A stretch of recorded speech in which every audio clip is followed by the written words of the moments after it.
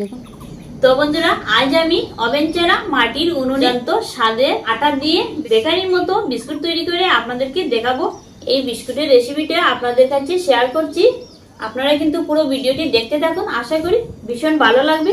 তাহলে চলুন কাজে লেগে পড়ি।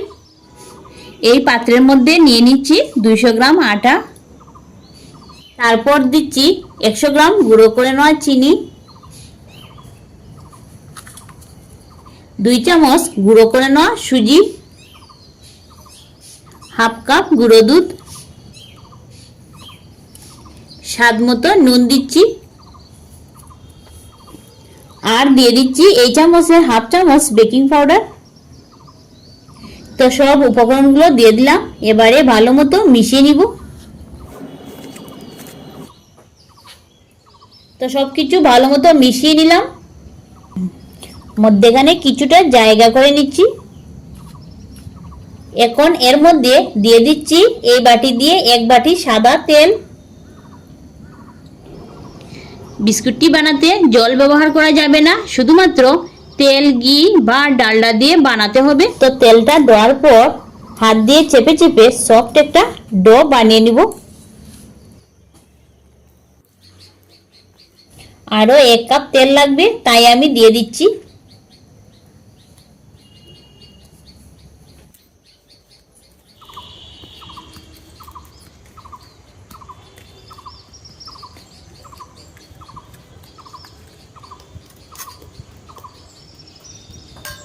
তো দেখুন, ডোটা আমি বানিয়ে নিলাম, আর ঠিক এমনটাই হয়েছে।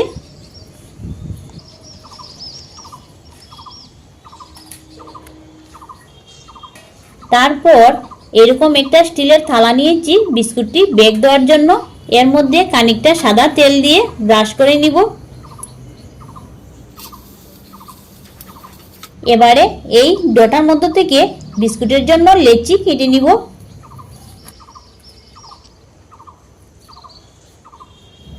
তো এইরকম সাইজের একটা লেচি আমি নিয়ে নিলাম। এবারে হাতের সাহায্যে চেপে চেপে এইরকম গোল করে নিতে হবে। গোল করে একটা বিস্কুটের ডিজাইন আমি দিয়ে দিলাম। এখন ওই তেল ব্রাশ করে নেওয়া থালার মধ্যে রেখে দিচ্ছি। সেম পদ্ধতিতে আমি আরেকটা বানিয়ে দেখিয়ে দিচ্ছি।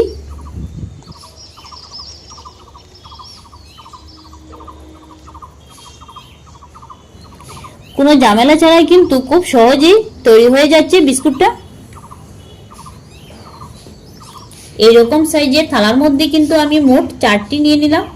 আর নিয়ে নিলে বিস্কুটটি বেক হতে একটি গায়ে আরেকটি লেগে যাবে, তাই আমি 4 পিস করে বিস্কুটটি বেক দিয়ে দিব। মধ্যেখানে আঙ্গুলের সাহায্যে একটু চাপ দিয়ে নিচ্ছি।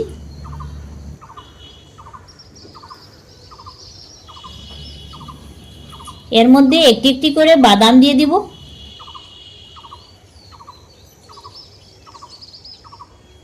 তো বিস্কুটটা বেক হওয়ার জন্য একটা পাত্র আমি তৈরি করে নিলাম, আর ঠিক একইভাবে আরেকটি পাত্র আমি তৈরি করে নিব। তো 2টি পাত্র আমি তৈরি করে নিয়ে নিলাম, এবারে বেক দিয়ে দিব। তো এখন উনুনটা ধরিয়ে নিয়ে কিছুটা বালি আমি গরম হওয়ার জন্য বসিয়ে রেখে দিব। এইরকম একটা পাত্র উনুনের মধ্যে চাপিয়ে দিচ্ছি। এর মধ্যে কিছুটা বালি দিয়ে দিচ্ছি।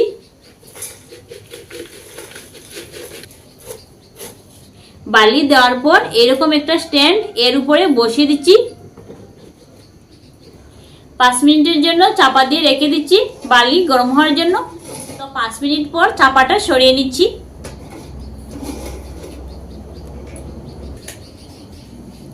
বেক হওয়ার জন্য বিস্কুটের পাত্রটি এর মধ্যে বসিয়ে দিচ্ছি,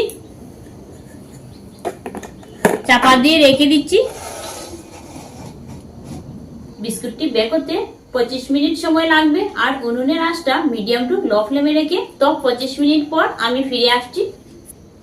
তো 25 মিনিট পর এখন আমি চাপাটা সরিয়ে নিব। দেখুন বিস্কুটটি কি সুন্দর হয়েছে, আর ফুলেও অনেকটা বড় হয়েছে। বিস্কুটের পাত্রটি নামিয়ে নিব।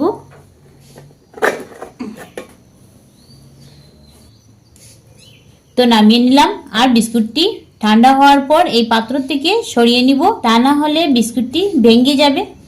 আরেকটি বিস্কুটের পাত্র আমি বেক হওয়ার জন্য বসিয়ে দিচ্ছি।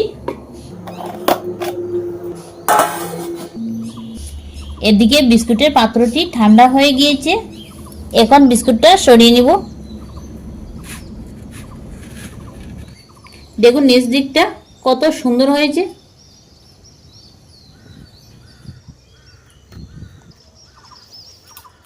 তো এইভাবে সবগুলো বিস্কুট আমি বেক দিয়ে নামিয়ে নিব, তারপর ফিরে আসছি। তো বন্ধুরা, সবগুলো বিস্কুট আমি বেক দিয়ে নামিয়ে নিয়েছি, আর দেখুন কত সুন্দর হয়েছে।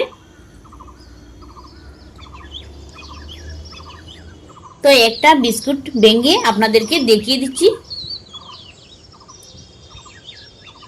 দেখুন বন্ধুরা, বিস্কুটটা কতটুকু খাস্তা হয়েছে আর এত নরম হয়েছে, মুখে দিলেই মিশে যাবে।